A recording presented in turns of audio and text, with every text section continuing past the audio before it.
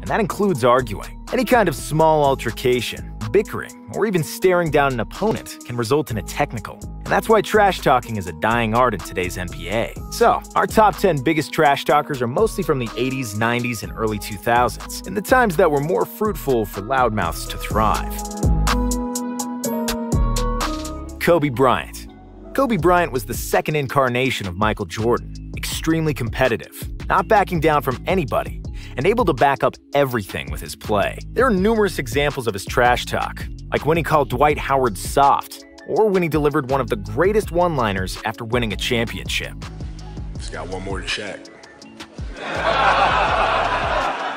But what sticks in my mind, and what I absolutely enjoyed, was when the tape from the Lakers practice came out online, back in 2014. It was like National Geographic, watching a lion in his natural habitat, trash-talking a bunch of gazelles. Kobe was the clear leader, and he controlled the whole court with his words and with his presence. By watching the video, you can feel how uncomfortable it was for everybody, just because the king of the court made it so. When the Team USA beat Spain in the '08 Olympics, Kobe hung up his gold medal at Pau Gasol's locker room, just to irritate him and get him fired up for the season. Kobe was the most competitive guy you'll ever see, and he wanted everyone to match his intensity. If you couldn't do it, it was absolute hell for you. Just ask Smush Parker. Larry Bird.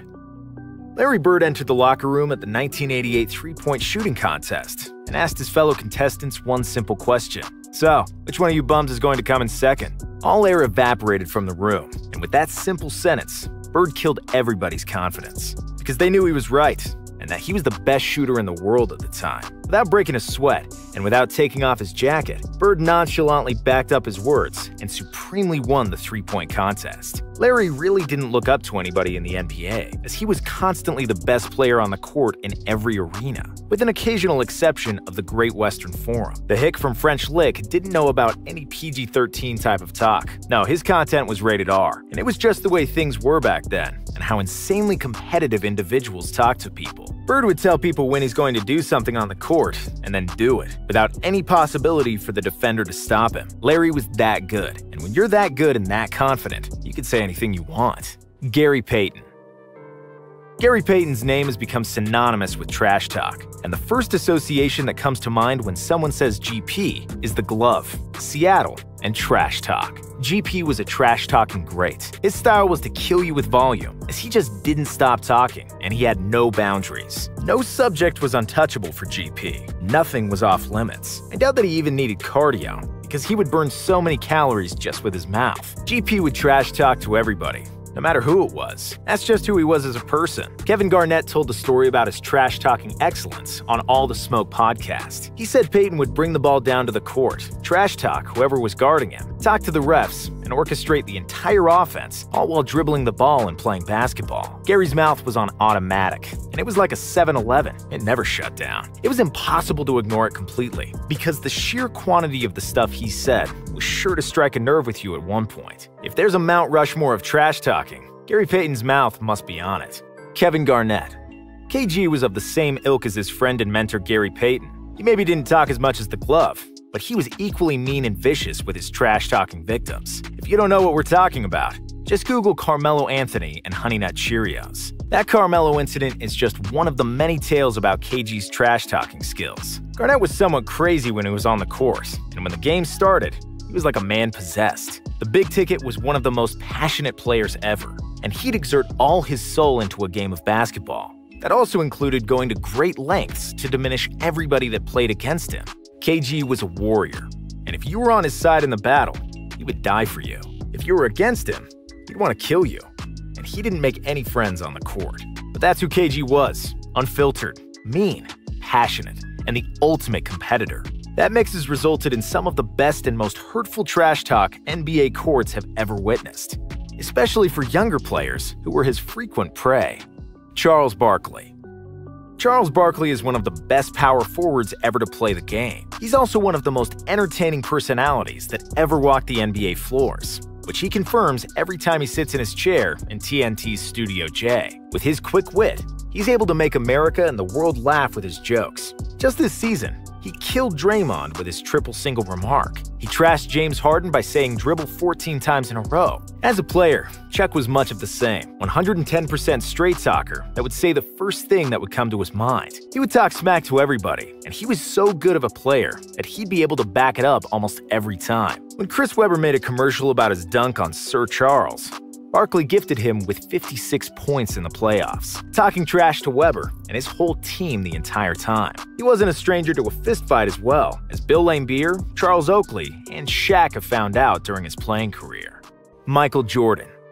The key component of great trash talk is being able to back it up. When it came to backing it up, there was nobody better than Michael Jordan. What set Jordan apart, other than his game, was his unbelievable desire to win and confidence he exuded with every breath. What we knew before, and what got blatantly evident in The Last Dance, is that Jordan is kind of an a-hole. However, he was so good and worked so hard that you couldn't really tell him anything. His trash talk was kind of mean, yes, but he mainly used it to bring his team up and to bring his opponent down. He also used it as a way of expression. Being the compulsive competitor that he is, Jordan lived for bragging rights, so trash talking was a daily routine for him. One of the most amusing moments of The Last Dance for me was when Jordan defeated Bird's Indiana Pacers in the '98 Eastern Conference Finals. The two greats met in the hallway after the game, and the first thing Jordan said to him was, "Enjoy yourself, dog, you bitch, F you." The insult was more endearing than derogatory, and it was the way these trash-talking greats talked to each other. It was the 90s, and PC culture didn't exist yet. Simpler times for sure, and although not necessarily better, there was some romance to this,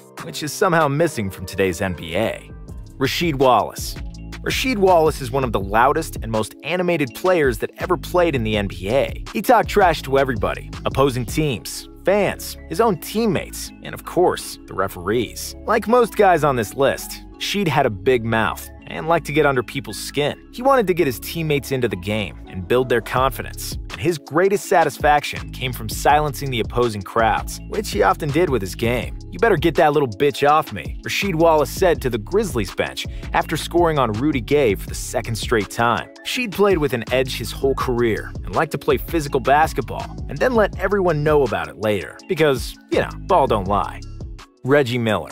Another great player from the 80s and 90s, Reggie Miller was the prime example of his era. Even though he wasn't as good as Michael Jordan, Miller had the mindset that he is, and that's why he was able to trash talk with the best of them. Miller played without fear and would get into fistfights and brawls on the regular. Even though he weighed less than 200 pounds, it didn't bother him to land a few punches in his day, what MJ certainly found out about. Even 25 years later, he's probably still hated in New York for the way he tortured them in the playoffs, and for the famous choking incident with Spike Lee. Shaquille O'Neal. Shaq is one of the biggest people on the planet, and very few people had the audacity to talk smack to him.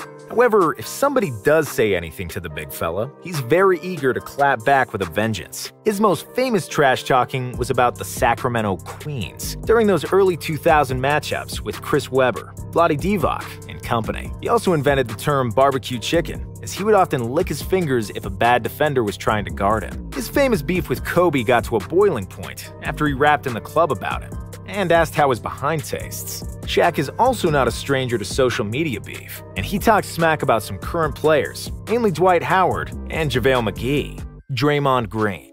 Draymond Green is probably the best trash talker of this generation. He's a dying breed, and if anyone in today's NBA resembles the KGs and Gary Paytons of the world, it's Draymond. Like GP and KG, Dre is an emotional leader. Steph and Clay are better players than him, but he's the pulse that gives the energy for the whole team. He has the ability to uplift everybody with his spirit, and he'll use everything to bring his team up and bring the other team down. With his leadership and passion for the game, he's the guy every GM would love to have on their roster, even if that passion can sometimes be overexerted and cause the best player on the team to move to Brooklyn. On their way to being on this list, Joel Embiid.